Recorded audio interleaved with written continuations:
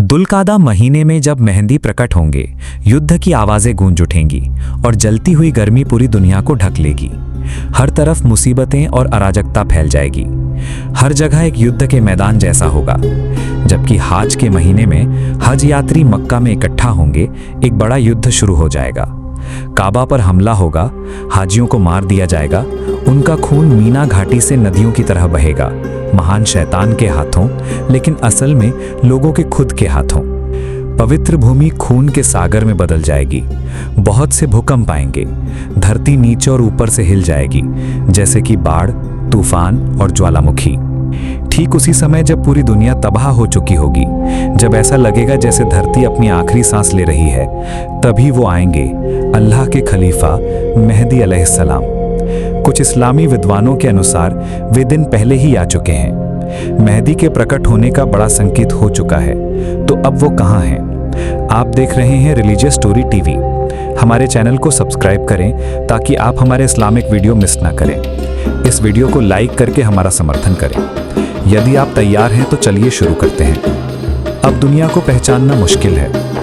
हर जगह अत्याचार छा गया है, अन्याय की जड़ें जम गई हैं, हराम हलाल हो गया है और हलाल को हराम मान लिया गया है। मुसलमानों को कोनों में धकेल दिया गया है, दिल टूट गए हैं, उम्मीदें खत्म होती दिख रही हैं। या रब्बी, वे मुक्तिदाता कब आएंगे? ये अत्याचार कब खत्म होगा? 1400 साल पहले हमारे पैगंबर ने कहा था, अगर दुनिया के खत्म होने में सिर्फ एक दिन भी बाकी हो तो अल्लाह उस दिन को बढ़ा देंगे और मेरे अहले बैत में से किसी ऐसे व्यक्ति को भेजा जाएगा जिसका नाम मेरे नाम जैसा है, जिसके पिता का नाम मेरे पिता के नाम जैसा है। वे व्यक्ति मेहंदी हैं। उनका असली नाम मोहम्मद है, उनके पिता का नाम अब्दुल्ला है। ठीक हमारे पैगंबर की तरह अल्लाह के पास उनकी पदवी पैगंबरों के बाद है। मेहंदी का मतलब है सही रास्ते पर मार्गदर्शन प्राप्त करने वाला, जिसे अल्लाह ने सीधा रास्ता दिखाया है। वो हमारे पैगंबर सल्लल्लाहु अलैहि वसल्लम की उम्मत के टूटे हुए दिलों को ठीक करेंगे और वे अत्याचारियों को कुचल देंगे। इसलिए उन्हें जाबिर यानी सुधारने वाला भी कहा जाता है। वो हमारे पैगंबर की प्रिय बेटी फातिमा के वंश से हैं, एक नेक परिवार से, अपने पिता की तरफ से हसन और अपनी माँ की तरफ से हुसैन के वंश से, जहाँ दो पवित्र वंश मिलते हैं। हमारे पैगंबर ने खुशखबरी दी, एक समय आएगा जब दिलों में मेहंदी के लिए प्यार पैदा होगा और हर कोई उनके बारे में बात करेगा, और शायद वह समय पहले ही आ चुका है। मेहंदी मदीना में पैदा होंगे, उस पवित्र शहर में, हमारे पैगंबर के शहर में। बाद में वे मस्जिदुल अक्सा की सेवा करेंगे। वे यरूशलेम में जान फूकेंगे। लेकिन जब मेहंदी मदीना छोड़ देंगे तो शहर खाली हो जाएगा, सूखा पड़ जाएगा।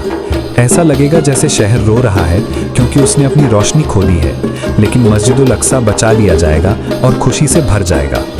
मेहंदी के समय में अजीब घटनाएं होंगी। ज्योतिषी हैरान हो जाएंगे, वैज्ञानिक अपनी गणनाएं खो देंगे, नासा समझ नहीं पाएगा क्योंकि अल्लाह कानून बदल देंगे, चमत्कार दिखाई देंगे, आकाश में चिन्ह स्पष्ट हो जाएंगे। जिस साल मेहंदी प्रकट होंगे उस साल रमजान की पहली रात को एक चंद्र ग्रहण होगा, 15वीं रात को एक सूर्य ग्रहण होगा। जब से आसमान और जमीन बनाए गए हैं तब से पहले कभी भी एक ही महीने में सूर्य और चंद्रमा दोनों का ग्रहण नहीं हुआ है। ये इतिहास का पहला चमत्कार होगा। एक और हदीस में यह और भी अद्भुत है। रमजान के महीने में चंद्रमा का 2 बार ग्रहण होगा। वैज्ञानिक इसे नहीं मानेंगे, वे कहेंगे कि यह असंभव है, लेकिन अल्लाह सब कुछ करने में सक्षम है। हमारे पैगंबर ने यह भी कहा, मेहंदी तब तक प्रकट नहीं होंगे जब तक कि अविश्वास पूरी तरह से दुनिया को ढक नहीं लेता और अविश्वास के नियमों का मानवता के बीच खुले तौर पर अभ्यास नहीं होता। जिस साल मेहंदी अलैहिस्सलाम प्रकट होंगे, फरात नदी 2 हिस्सों में बट जाएगी, जैसे कि मूसा की लाठी से छुई गई हो। ये हिस्सों में बट जाएगी, इसका मार्ग बदल जाएगा और इसके नीचे सोने का एक पहाड़ दिखाई देगा, सोने का पहाड़। जब लोग यह सुनेंगे तो वे दौड़ेंगे, वे इसकी तरफ दौड़ेंगे, कहते हुए चलो हम अमीर बन जाते हैं। लेकिन हदीस में एक चेतावनी है, इस सोने के पास मत जाओ क्योंकि इसके कारण एक युद्ध छिड़ जाएगा। हर 100 लोगों में से 99 मारे जाएंगे। आकाश में एक सींग के आकार की वस्तु दिखाई देगी। हर कोई इसे पूर्व और पश्चिम में देखेगा। वे पूछेंगे कि ये क्या है। 3 रातों के लिए, शायद 7 रातों के लिए एक बड़ी आग दिखाई देगी। आकाश आग की लपटों में जल जाएगा। लोग डर से भागेंगे, उन्हें प्रवास करने के लिए मजबूर किया जाएगा। सूरज खून के रंग जैसा लाल हो जाएगा और एक घना अंधेरा आकाश को ढक लेगा, जैसे कि कयामत का दिन आ गया हो। सबसे आश्चर्यजनक चिन्ह, आकाश से मेहदी अलैहिस्सलाम के नाम को पुकारा जाएगा। ये पुकार हर जगह पूर्व और पश्चिम में सुनी जाएगी। ये धरती पर सभी लोगों को हिला देगी। जो बैठे हैं वे खड़े हो जाएंगे, जो सो रहे हैं वे अपनी नींद से जाग जाएंगे। मेहदी के प्रकट होने के साल में दुल्कादा महीने में युद्ध की आवाजें होंगी, अत्यधिक गर्मी, मुसीबतें और अराजकता। जबकि हाजी मक्का में इकट्ठा होंगे, हाज के महीने में एक बड़ा युद्ध होगा। हाजियों पर हमला होगा, उन्हें लूटा जाएगा और महान शैतान के कारण मार दिया जाएगा। हाजियों का खून मीना घाटी से नदियों की तरह बहेगा। बहुत से भूकंप आएंगे, धरती एक पालने की तरह हिलेगी और आकाश से एक पुकारने वाला घोषणा करेगा, सच्चा मेहदी मोहम्मद के परिवार से है। नेतृत्व का अधिकार मोहम्मद सल्लल्लाहु अलैहि वसल्लम के अहले बैत का है। फिर धरती से एक और आवाज कहेगी, सच्चा नेतृत्व अब्बास के वंशजों का है। पूरी दुनिया इसे सुनेगी। धरती से आने वाली आवाज शैतान की पुकार होगी, आसमान से आने वाली आवाज एक फरिश्ते की पुकार होगी।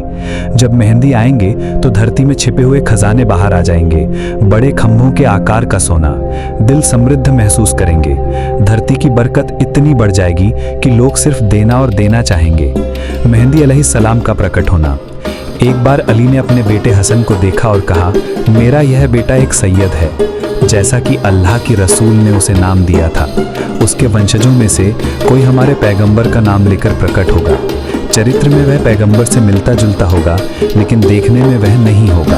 हमारे पैगंबर सल्लल्लाहु अलैहि वसल्लम ने मेहदी अलैहिस्सलाम की शक्ल का वर्णन किया। वो बहुत गहरे रंग के होंगे। उनका मांस और त्वचा बारीक और नाजुक होगी। वो ना तो बहुत लंबे होंगे और ना ही बहुत छोटे। उनका माथा खुला और साफ होगा, जिसमें बहुत ज़्यादा बाल नहीं होंगे। उनकी नाक लंबी होगी, जिसकी नोक बारीक और छोटी होगी और बीच का हिस्सा उठा हुआ और घुमावदार होगा। उनकी भवें लंबी होंगी, जो एक धनुष जैसी होंगी। किनारे पतले होंगे। उनका पवित्र चेहरा एक तारी की तरह चमकेगा। उनकी भवों के बीच की जगह खुली होगी। उनके चेहरे की रोशनी से चमकती होगी। उनकी आंखें चौड़ी होंगी। उनकी पलकें ऐसी लगेंगी जैसे सुरमा लगाया गया हो, भले ही उन्होंने कोई इस्तेमाल ना किया हो। उनके दांत चमकदार चमकेंगे। जब वो अपना मुंह खोलेंगे तो रोशनी बाहर आएगी।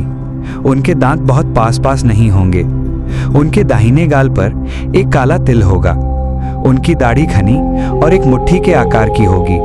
उनके कंधे पर एक निशान होगा जो मेरा है, मोहम्मद सल्लल्लाहु अलैहि वसल्लम। उनके पैर दूर दूर होंगे। उनकी जीभ कभी कभी हकलाएगी और उन्हें बोलने में कठिनाई का सामना करना पड़ सकता है। जब ऐसा होगा तो वो अपने दाहिने हाथ से अपने बाएं घुटने पर मारेंगे और यह ठीक हो जाएगा। अल्लाह उन्हें एक ही रात में सारा ज्ञान प्रदान करेंगे। मेहदी खून नहीं बहाएंगे। वे सुन्नत को पुनर्जीवित करने के लिए संघर्ष करेंगे। सुन्नत की प्रथाओं को फिर से व्यवहार में लाएंगे। मेरे समय में जो भी सुन्नत जीवित थी, वो उनके समय में फिर से जीवित होगी। कोई सुन्नत परित्यक्त नहीं रहेगी। कुरान में कोई बिद्दत नहीं रहेगी। ये उल्लेख किया गया है कि 4 लोगों ने पूरी दुनिया पर राज किया। कहा जाता है कि 5वें मेहदी होंगे। वो ऐसे समय में आएंगे जब बिद्दत को सुन्नत मान लिया जाता है और वो जो टूटा हुआ है उसे बहाल करेंगे। इस्लाम फिर से उसी ताजगी के साथ चमकेगा जैसा कि असर सादा में था। हदीस में उनके सिर ढकने का भी उल्लेख है। मेहदी अलैहिस्सलाम कभी भी अपने सिर से सुन्नत पगड़ी नहीं हटाएंगे। एक हदीस कहती है, जब मेहदी प्रकट होंगे तो वो एक पगड़ी पहनेंगे और एक पुकारने वाला घोषणा करेगा, ये अल्लाह के खलीफा मेहदी हैं, उनका अनुसरण करो। एक और हदीस से पता चलता है कि वो लगभग 40 साल की उम्र में अपना मिशन शुरू करेंगे। मेहदी अलैहिस्सलाम का गुण और आध्यात्मिक पद इतना ऊंचा है कि 4 खलीफाओं और साथियों के बाद वो अगला स्थान रखते हैं। इस पर भी आम सहमति है। अपने मकतूबात में इमाम रब्बानी ने कहा, मेहदी का स्थान साथियों से ऊंचा लगता है। यहाँ इसका मतलब ये है कि कुछ खास गुणों में मेहदी साथियों को पार कर सकते हैं, लेकिन सामान्य गुण में कोई भी उन्हें पार नहीं कर सकता। साथियों की तरह मेहदी भी विलायत अल कुबरा, महान संतत्व का रहस्य रखेंगे, जो प्रभुस्यता की विरासत है। ये रहस्य एक सीधा रास्ता देता है, बिना किसी बाधा पर रुके बाहरी से आंतरिक सत्य तक। ये अल्लाह की अपने सेवक के प्रति निकटता के रूप में प्रकट होता है। विलायत अल कुबरा का रास्ता बहुत छोटा है लेकिन बहुत ऊंचा है। इसके चमत्कार कम हैं, लेकिन इसके गुण बहुत हैं। इमाम रब्बानी ने कहा, मेहदी इस पथ के माध्यम से सीधे तौर पर आशीर्वाद और आध्यात्मिक उपहार प्राप्त करेंगे, बिना किसी साधन या मध्यस्थों की आवश्यकता के। हकीम के मुस्तदरक में मेहदी और उनकी सेना के गुण के बारे में अली से एक हदीस है, ना तो उनसे पहले वाले उन्हें पार कर सके और ना ही उनके बाद वाले उन तक पहुंच पाएंगे। मेहदी अलैहिस्सलाम संततों के सर्वोच्च पद पर होंगे। उनके समय में वो धरती पर सबसे अच्छे व्यक्ति होंगे। जब हुसैन से पूछा गया कि मेहदी को कैसे पहचाना जाएगा, तो उन्होंने उत्तर दिया, उनकी शांति और गरिमा से, हलाल और हराम के उनके ज्ञान से, लोगों को उनकी आवश्यकता होने पर भी उन्हें किसी की आवश्यकता न होने से। मेहदी अलैहिस्सलाम वो हैं जिन्होंने अल्लाह के रसूल सल्लल्लाहु अलैहि वसल्लम के रहस्य से सबसे बड़ा हिस्सा लिया है, जिन्होंने कहा, मेरे परिवार मेरे बाद हत्या, पीड़ा और निर्वासन का सामना करेंगे।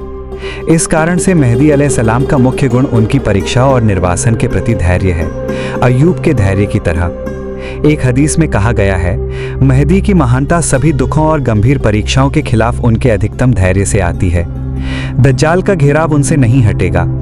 उनकी उत्कृष्टता उनके व्यक्तिगत इनाम या अल्लाह के साथ उनके उच्च पद के कारण नहीं है, बल्कि इन सेवाओं के लिए उनके महान कर्तव्यों के कारण है, जैसे कि कुछ अहले बैत के। उन्हें जन्नत की खुशखबरी दी जाएगी, यहाँ तक कि इस दुनिया में रहते हुए भी। अनस इब्ने मलिक ने कहा, मैंने अल्लाह के रसूल से सुना, हम अब्दुल मुत्तलिब के बच्चे जन्नत के लोगों के नेता हैं। मैं खुद हमजा, अली, जाफर, हसन, हुसैन और मेहदी मुहिद्दीन। अर-रबी ने मेहदी के 9 महत्वपूर्ण गुणों का उल्लेख किया। उनके पास गहरी अंतर्दृष्टि है, वो किताब को अच्छी तरह समझते हैं, वो इसके अर्थ जानते हैं, वो जिन लोगों को वो नियुक्त करते हैं उनके व्यवहार को पहचान सकते हैं। जब वो गुस्से में होते हैं तो वे कभी भी दया और न्याय को नहीं छोड़ते। वे सृजन की श्रेणियों और मामलों की दिशाओं को जानते हैं। वे लोगों की ज़रूरतों को समझते हैं। उन्हें अपने समय के अनदेखे विज्ञान का ज्ञान है। मेहदी अत्यंत पायस हैं। वे अल्लाह से बहुत डरते हैं। एक बाज के पंखों के कपकपाने की तरह उनका दिल अल्लाह के डर में कांपता है। हदीस से हम सीखते हैं कि मेहदी अलैहिस्सलाम मामलों की गणना जल्दी करेंगे और अपने कर्तव्यों को दृढ़ता से संभालेंगे।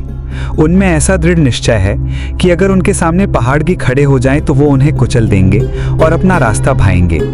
उनके शिष्य भी इतने गुणवान होंगे कि साथियों के बाद वे पद में सर्वोच्च होंगे। मेहदी कोई गलती या त्रुटि नहीं करेंगे, क्योंकि एक अनदेखा फरिश्ता उन्हें प्रेरित करता है, हमेशा उन्हें सत्य और सहीता के लिए मार्गदर्शन करता है। इस दिव्य प्रेरणा के साथ वो अपनी सेवा के तरीके या कुरान की सच्चाइयों को सिखाने में कभी नहीं भटकेंगे। उनका दिल हमेशा सही रहेगा और उनके शब्द कभी विफल नहीं होंगे। उनकी भावनाएं भी इस प्रेरणा के कारण उन्हें गुमराह नहीं करेंगी। वो लोगों की मदद करेंगे, कमजोरों को मजबूत करेंगे, मेहमानों की मेजबानी करेंगे, गरीबों और जरूरतमंदों को खिलाएंगे। वो जो कहते हैं वो करते हैं, जो जानते हैं वो कहते हैं, जो देखते हैं वो जानते हैं। मेरे परिवार से हमारे मेहदी अल्लाह के खलीफा हैं।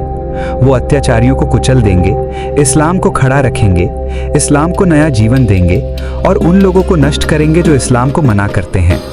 मेहदी अलैहिस्सलाम धर्म को ठीक उसी तरह से लागू करेंगे जैसा कि अल्लाह के रसूल सल्लल्लाहु अलैहि वसल्लम के समय में था। शुद्ध और सच्चा धर्म के अलावा कुछ भी नहीं बचेगा। वे मजहबों के विभाजन को हटा देंगे। उनके सबसे बड़े दुश्मन फिक़ह के विद्वान होंगे। धार्मिक मामलों में कोई असहमति नहीं रहेगी और लोगों के बीच वो जो उनके प्रकट होने पर सबसे ज्यादा खुशी मनाएंगे वो कूफा के लोग होंगे। मेहदी अलैहिस्सलाम अपने ज्ञान की महानता के साथ खड़े होंगे। एक हदीस में ये कहा गया है कि अल्लाह अपनी दया और उपहार से उन्हें ज्ञान यानी हिकमा देंगे। वो एक महान प्रभाव वाले व्यक्ति होंगे। किताबों के अनुसार ज्ञान और गरिमा मेहदी अलैहिस्सलाम के गहने होंगे। उन्हें अंतिम दिनों के सबसे भयानक समय में एक महत्वपूर्ण कर्तव्य के साथ भेजा जाएगा। इस कारण से उन्हें ये ज्ञान एक असाधारण तरीके से दिया जाएगा। अल्लाह उन्हें एक ही रात में ठीक करेंगे और एक रात में मेहदी को पूर्ण मार्गदर्शन देंगे। हदीस से हम सीखते हैं कि मेहदी अलैहिस्सलाम अक्षरों के रहस्यों, संख्याओं के ज्ञान, ज़िफ्र और अबजाद और सकारात्मक विज्ञान भी जानेंगे। मेहदी अलैहिस्सलाम के सिर के ऊपर एक बादल दिखाई देगा। उस बादल पर एक पुकारने वाला चिल्लाएगा और हर कोई इसे सुनेगा। पुकारने वाला बादल के नीचे मेहदी अलैहिस्सलाम का हाथ लेगा और उन्हें बैतें देगा। फिर चिल्लाएगा, ये अल्लाह के खलीफा मेहदी हैं, तुरंत उनका अनुसरण करो। अल्लाह उनके माध्यम से अपनी शक्ति और ताकत दिखाएंगे और उन्हें दुनिया भर में इस्लाम फैलाने का आदेश देंगे। वो शिर्क और अविश्वास को हटा देंगे। अल्लाह के रसूल सल्लल्लाहु अलैहि वसल्लम का पवित्र कुर्ता, पवित्र तलवार और पवित्र झंडा काले मखमल का एक झंडा जिस पर निशान है, मेहदी अलैहिस्सलाम के साथ रहेगा जब तक ये मेहदी तक नहीं पहुंचता। ये झंडा अपनी जगह से नहीं हटाया जाएगा। अभी इसका स्थान अज्ञात है। जब मेहदी एक सूखी छड़ी को सूखी मिट्टी में रोपेंगे तो उससे हरे पत्ते उगाएंगे। जब लोग उन्हें बैतियत देने आएंगे तो वे कहेंगे, हमें ये साबित करने के लिए एक चमत्कार दिखाओ कि आप अल्लाह के खलीफा हैं। तब मेहदी आकाश में उड़ते हुए एक पक्षी की ओर अपना पवित्र हाथ उठाएंगे और पक्षी उनके हाथ में गिर जाएगा। जब अविश्वासी और मुनाफिक सुनेंगे कि मेहदी अलैहिस्सलाम मक्का में प्रकट हुए हैं और लोगों ने उन्हें बैतियत दे दी है, तो वे अपने अंत के डर से एक विशाल सेना इकट्ठा करेंगे। जब ये सेना मदीना से मक्का की ओर मार्च करेगी तो एक बद्दू महिला उन्हें देखती है और कहती है, मैंने अपने जीवन में इतनी बड़ी सेना कभी नहीं देखी। धूल के बादल इतने घने थे कि कोई कुछ भी नहीं देख सकता था। लेकिन जब वो अपने जानवरों का दूध निकालने के लिए चली जाती है और लौटती है तो वो पाती है कि पूरी सेना गायब हो गई है। हैरान होकर वो आसपास के लोगों से पूछती है, लेकिन किसी ने भी सेना को नहीं देखा है। ऐसा इसलिए है क्योंकि अल्लाह ने रेगिस्तान में एक बड़ी दरार खोल दी और पूरी सेना को धरती के अंदर निगल लिया। उनका कुछ भी नहीं बचा, कोई निशान नहीं। आकाश से एक पुकारने वाला बोलेगा, हे लोगों, आज से अल्लाह ने अत्याचारियों, जालिमों, मुनाफिकों, झूठे, अविश्वासियों और उनके सभी अनुयायियों की शक्ति, ताकत, शासन, गर्व और महिमा को काट दिया है। अब से कोई भी अविश्वासी, कोई भी झूठा, कोई भी मुनाफिक कभी भी दुनिया पर राज नहीं करेगा। हे लोगों, अल्लाह ने तुम पर मोहम्मद सल्लल्लाहु अलैहि वसल्लम की उम्मत के सबसे अच्छे व्यक्ति मेहदी अलैहिस्सलाम अब्दुल्लाह के बेटे को स्थापित किया है, जिसका नाम मोहम्मद है। हे लोगों, जल्दी करो और इकट्ठा हो जाओ। मेहदी मक्का में प्रकट हो गए हैं। वही हैं जिन्हें मार्गदर्शन मिला है और जो दूसरों का मार्गदर्शन करेंगे। अली ने कहा कि काबा के अंदर एक खजाना है। अल्लाह मेहदी अलैहिस्सलाम को अनुमति देंगे और वो उस खजाने को बाहर निकालेंगे। वो धरती से शिर्क को हटाने के लिए वो सब कुछ अल्लाह के रास्ते में खर्च कर देंगे। सकीना का संदूक, जिसमें मूसा अलैहिस्सलाम की लाठी और चप्पल और तोराह की तख्तियां हैं, वो अंताकिया की गुफाओं में है। मेहदी वहां से संदूक को बाहर निकालेंगे। इसे ले जाया जाएगा और मेहदी अलैहिस्सलाम के सामने रखा जाएगा, जबकि वो मस्जिदुल अक्सा में इमाम के रूप में मौजूद है। जब ये यहूदी ये देखेंगे तो वे सभी मुसलमान बन जाएंगे, सिवाय एक छोटे समूह के जो इनकार करना जारी रखेगा। ईरान में खुरासान प्रांत से काले झंडे वाली सेनाएं मेहदी अलैहिस्सलाम को अपनी बैतियत भेजेंगी। बाद में वे खुद सेनाओं में आकर उनका समर्थन करेंगे। मेहदी अलैहिस्सलाम भी हमारे पैगंबर सल्लल्लाहु अलैहि वसल्लम की तरह नबूवत की मोहर लेकर आएंगे। ये कई हदीस संग्रहों में उल्लेखित है, जिसमें हाकिम का मुस्तदराक भी शामिल है और बुखारी और मुस्लिम की शर्तों के अनुसार ये स्वीकार किया गया है कि इन काले झंडे वाले लोग महान बहादुरी दिखाएंगे। 3 आदमी तुम्हारे खजानों पर लड़ेंगे। उनमें से हर एक खलीफा का बेटा होगा, लेकिन कोई भी खलीफा नहीं बनेगा। फिर पूरब से काले झंडे वाले लोग आएंगे और वो इस तरह से लड़ेंगे कि किसी भी नाती ने पहले कभी नहीं लड़ा। पैगंबर सल्लल्लाहु अलैहि वसल्लम ने फिर और भी कुछ कहा जो मुझे याद नहीं है, लेकिन उन्होंने आगे कहा, जब तुम इन काले झंडे वालों को देखो तो भले ही तुम्हें बर्फ पर रेंग कर जाना पड़े, उसके पास जाओ और उसे अपनी बैतियत दो, क्योंकि वो अल्लाह के खलीफा मेहदी हैं। एक और हदीस में किताब के अंत में ये कहा गया है कि मेहदी अलैहिस्सलाम को इन काले झंडे के लोगों द्वारा समर्थन मिलेगा और वे उनके साथ सहमत होंगे।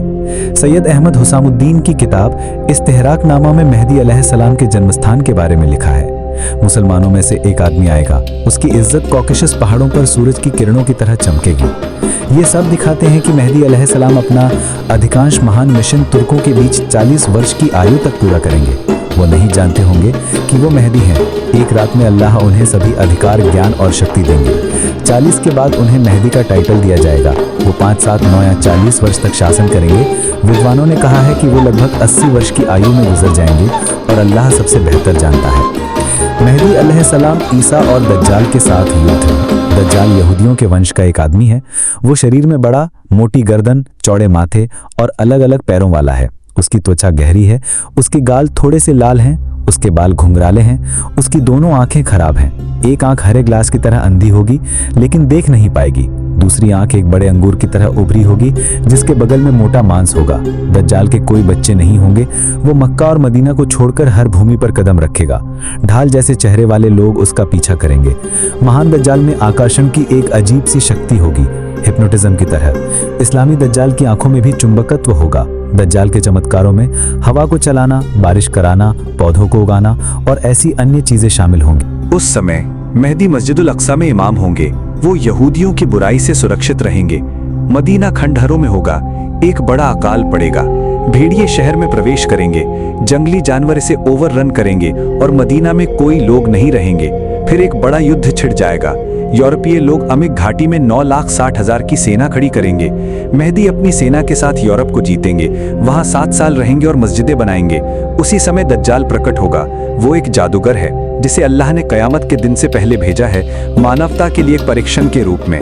वो जहन्नम को जन्नत जैसा और जन्नत को जहन्नम जैसा दिखाने की कोशिश करेगा, जिससे बड़ा फितना और भ्रष्टाचार होगा। दज्जाल की सेना में सभी जिन और शैतान होंगे। शैतान और जिन दज्जाल से कहेंगे, तुम हमसे जो चाहो मांगो, हम हर तरह से तुम्हारी मदद करेंगे।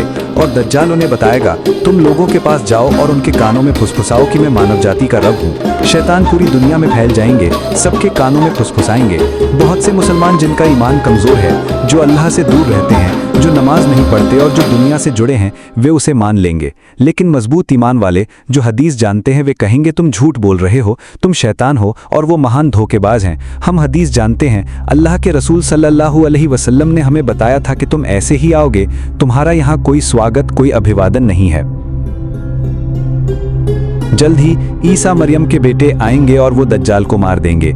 जब शैतान कोई नतीजा नहीं देखेंगे तो वे चले जाएंगे। दज्जाल माउंट तुरसीना और माउंट जायद को एक दूसरे से टकराएगा, जैसे दो जानवर अपने सींगों को टकराते हैं। वो कहेगा, मैं दुनिया का रब हूँ, ये सूरज मेरे हुक्म से चलता है, क्या तुम चाहते हो कि मैं इसे रोक दूँ? लोग कहेंगे, हाँ, हमें दिखाओ। तब हम पूरी तरह से मान लेंगे। दज्जाल सूरज को रोक देगा। एक दिन एक महीने जैसा और एक हफ्ता एक साल जैसा हो जाएगा। फिर वो पूछेगा, क्या मैं सूरज को फिर से चला दूं? वे जवाब देंगे, हाँ, इसे चलाओ, समय नहीं बीतता।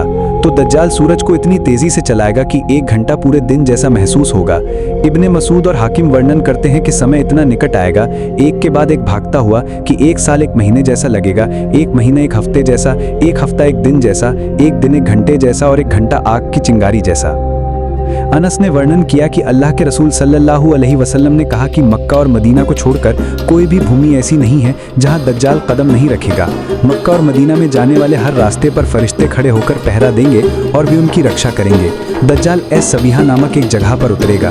फिर वो मदीना के लोगों को 3 बड़े झटकों से हिला देगा। इसके परिणाम स्वरूप शहर के हर अविश्वासी और मुनाफिक शहर छोड़कर दज्जाल से जुड़ जाएंगे। दज्जाल मदीना से 70,000 यहूदियों के साथ शाम की ओर बढ़ेगा। वे सभी सजाए गए तलवारें और हरी शॉल पहनेंगे। दज्जाल मेहदी अलैहिस्सलाम पर हमला करेगा। जब मुसलमान ये सुनेंगे तो वे भाग जाएंगे। वे बड़ी कठिनाई में पड़ जाएंगे। इफिक पर्वत पर मुसलमान थक जाएंगे। उनमें से सबसे मजबूत भी अपने घुटनों पर बैठे होंगे, बाकी जमीन पर पड़े होंगे, कमजोर, भूखे और शक्तिहीन। उस समय मुसलमानों का खाना अल्लाह का स्मरण होगा। सुबहान अल्लाह, अल्हम्दुलिल्लाह, ला इलाहा इल्लल्लाहु, अल्लाहु अकबर, ये शब्द उनके लिए भोजन बन जाएंगे। जब मुसलमान घेरे में होंगे तो उनमें से एक कहेगा, हम इस कठिनाई में और कितने समय तक फंसे रहेंगे? अल्लाह का दुश्मन हम पर आ गया है, हम कमजोर रह गए हैं। चलो हम अपनी पूरी ताकत से उनसे लड़ते हैं जब तक कि अल्लाह हमारे बीच फैसला नहीं कर देते। या तो हम शहीद हो जाएंगे या हम इस दुश्मन को नष्ट कर देंगे। फिर अचानक दिन के बीच में अंधेरा दुनिया को ढक लेगा। कोई भी अपनी खुद की हथेली भी नहीं देख पाएगा।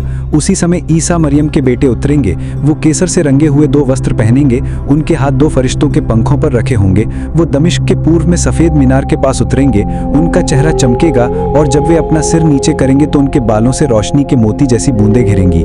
जब वे अपना सिर उठाएंगे तो चमकदार बूंदें गहनों की तरह बिखर जाएंगी। वे पुकारेंगे, हे लोगों, क्या शापित झूठे धोखेबाज दज्जाल के खिलाफ खड़े होने का समय नहीं आया है? तुम्हें क्या रोके हुए है? हे लोगों, तुम्हारे पास मदद आ गई है, समर्थन आ गया है, बचाव आ गया है। जिन मुसलमानों के शरीर भूख से कमजोर हैं, वे खुशी से कहेंगे, ये एक भरे पूरे और मजबूत आदमी की आवाज है। फिर अल्लाह की रोशनी से धरती चमकने लगेगी। ईसा उतरेंगे और कहेंगे, हे मुसलमानों, अल्लाह की प्रशंसा और स्मरण करते रहो। उस समय यहूदी, ईसाई और मुसलमान तीनों वहां इकट्ठा होंगे। मस्जिद उनसे भर जाएगी। हर कोई ईसा को अपना होने का दावा करेगा। मसीह हमारे हैं। भ्रम होगा। ईसाई घंटा बजाएंगे, यहूदी प्रार्थना करेंगे और मुसलमान अजान के साथ नमाज के लिए पुकारेंगे। ईसा कहेंगे, लॉटरी करो। जब अजान को चुना जाएगा तो अजान दी जाएगी और केवल इस्लाम ही दुनिया पर शासन करता रहेगा। उस समय मेहदी मस्जिदुल अक्सा में होंगे। जब ये होगा दज्जाल दुनिया भर में खून खराबा फैलाता रहेगा। लाखों लोग उसे मानेंगे और एक देवता के रूप में उसकी पूजा करेंगे। दज्जाल और उसकी सेना मेहदी और मुसलमानों को मस्जिदुल अक्सा के अंदर घेर लेंगे। ईसा सुबह की नमाज के समय उनकी मदद के लिए यरूशलेम आएंगे। मेहदी नमाज की इमामत करने के लिए खड़े होंगे, लोग उनके पीछे होंगे। ईसा उसी समय यरूशलेम पहुंचेंगे। जब मेहदी उन्हें इमामत करने देने के लिए पीछे हटेंगे तो ईसा मेहदी की पीठ पर अपना हाथ रखेंगे और कहेंगे, नमाज की इमामत करो, पुकार तुम्हारे लिए की गई थी। इमाम नववी ने कहा, ईसा एक अलग पैगंबर के रूप में नहीं आएंगे बल्कि मोहम्मद की शरीयत का पालन और लागू करने के लिए आएंगे। मेहदी के पीछे उनका नमाज पढ़ना इसका सबूत है। नमाज के बाद ईसा मेहदी से कहेंगे, दरवाज़ा खोलो। जब दरवाज़ा खोला जाएगा तो वे बाहर दज्जाल को 70,000 यहूदियों के साथ तलवारों से लैस हरे कपड़ों में देखेंगे। ईसा कहेंगे, हे मुसलमानों, 3 में से एक चुनो।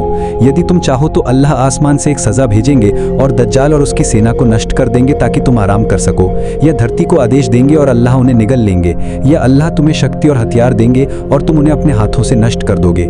मुसलमान जवाब देंगे, हे अल्लाह के पैगंबर, यदि वे हमारे कुछ किए बिना मर जाएं तो हमारे दिल संतुष्ट नहीं होंगे, हमें भी लड़ने दो। तो फिर गर्वी भारी यहूदी डर से प्रभावित हो जाएंगे, यहाँ तक कि अपनी तलवारें भी नहीं निकाल पाएंगे। मुसलमान मस्जिदुल अक्सा से बाहर निकलेंगे और उन पर हमला करेंगे।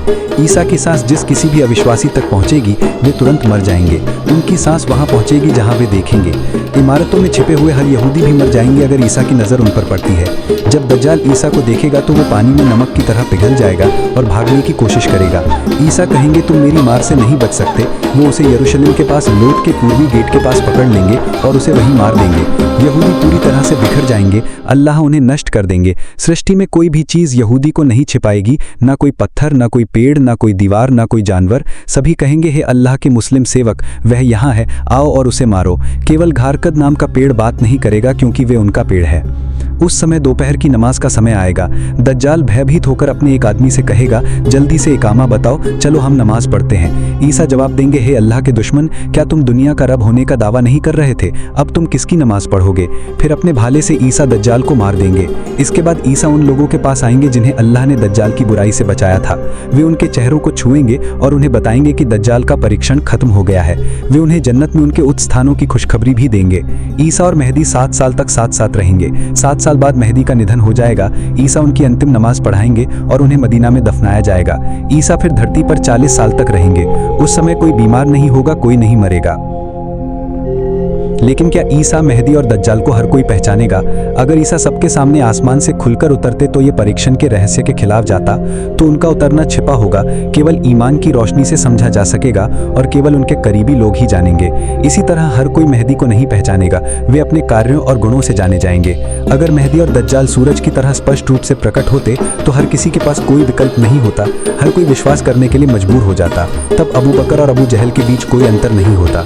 अगर दज्जाल कुछ हदीस में वर्णित के अनुसार आता, 30 मीटर चौड़े गधे पर सवार होकर जिसके माथे पर काफिर लिखा होता और दुनिया भर में एक आवाज सुनाई देती, तो हर कोई उसे तुरंत पहचान लेता। लेकिन ये परीक्षण के रहस्य को तोड़ देगा, इसलिए ये मामले छिपे रहते हैं जिन्हें समझने और प्रयास की आवश्यकता है ताकि परीक्षण का उद्देश्य प्रकट हो सके। इस तरह अबू बकर जैसे विश्वासी उच्चतम तक पहुंचते हैं और अबू जहल जैसे इनकार करने वाले सबसे नीचे गिरते हैं।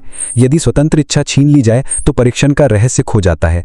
इसलिए चमत्कार दुर्लभ हैं और अंतिम दिन के संकेत अस्पष्ट हैं या व्याख्या के लिए खुले हैं। केवल एक संकेत अलग है, जब सूरज पश्चिम से उगता है उस समय पश्चाताप और विश्वास अब स्वीकार नहीं होंगे क्योंकि सब कुछ स्पष्ट हो जाएगा। तब अबू जहल जैसे अविश्वासी भी विश्वास करते और वे विश्वासियों के बराबर हो जाते। इसलिए हमें दज्जाल से दज्जाल नाम के साथ प्रकट होने की उम्मीद नहीं करनी चाहिए।